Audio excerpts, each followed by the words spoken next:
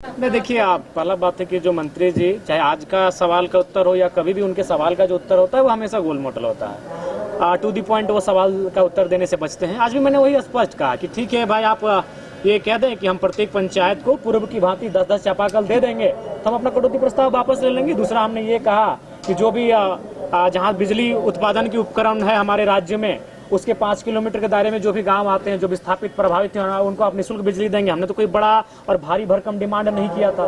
तो आप अगर उनको देंगे फ्री में बिजली तो हम अपने प्रस्ताव को वापस ले लेंगे। लेकिन दुर्भाग्य की बात है, राज्य के बारे में ना राज्य सरकार की सोच है, ना विभाग के मंत्री की सोच है।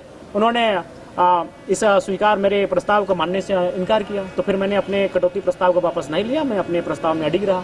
अच्छा, नेता प्रतिपक्ष बाबूलाल मरांडी ने जो आरोप लगाया है कि एक्साइज विभाग में कहीं ना कहीं लूट हुई है, 2022 में उन्होंने मुख्यमंत्री हेमंत सोरेन को पत्र लिखा था, आप इससे सहमत हैं? देखिए, चूंकि 2022 का मामला है, उस समय हम लोग सदन के सदस्य नहीं थे, लेकिन फिर भी मेरा मानना है बिल्कुल, चूंकि नेता प्रतिपक्ष अगर उस विषय को लेकर आए हैं तो गंभीर विषय है। मैंने उनसे पूरी बातचीत भी की, तो उनके पास जो तथ्य और आंकड़े थे उससे प्रमाणित होता है कि इस प्रकार के जो शिकायतें हैं, कंप्लेंट्स हैं, वो सामने आई थी।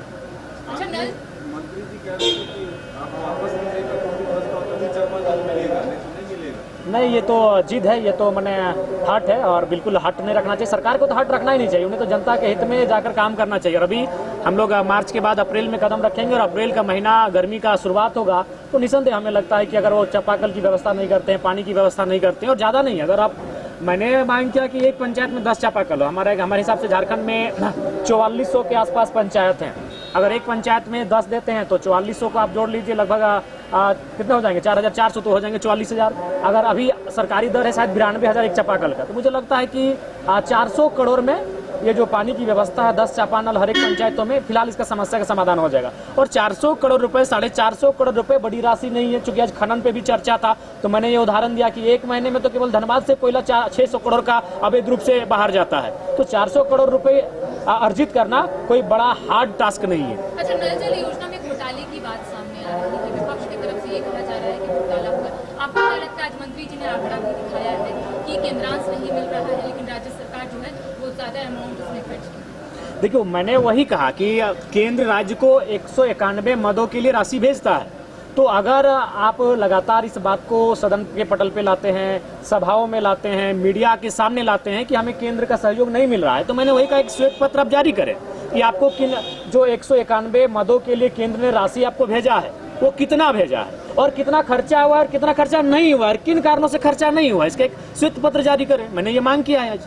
अच्छा, कोलकाता में आज बीजेपी और टीएमसी के बीच बवाल हुआ है और आज प्रधानमंत्री नरेंद्र मोदी का वहां पर रैली था, इससे पहले ही ये। देखिए, जानकारी नहीं है, इसको अध्ययन कर लेते हैं। धन्यवाद। भोजपुरी नदी को लेकर सरकार ने ड्राफ्ट तैयार किया, समझौता के कैबिनेट में आएगा, इसमें भाषा को नहीं शामिल किया है। आप लोग का आंदोलन की शुरुआत में इसी। देखिए, मैं आज पुनः कहूंगा, झारखंड विभिन्न भाषाओं का प्रदेश है, लेकिन धनबाद बोकारो की बात थी और धनबाद बोकारो में सहर्ष कहता हूँ, आज भी कहता हूँ, धनबाद बोकारो में भोजपुरी मगही बोलने वाले मूलवासी नहीं है, वो प्रवासी है। और प्रवासियों की भाषा का आधार हमारे जिला में औचित्य नहीं बनता है।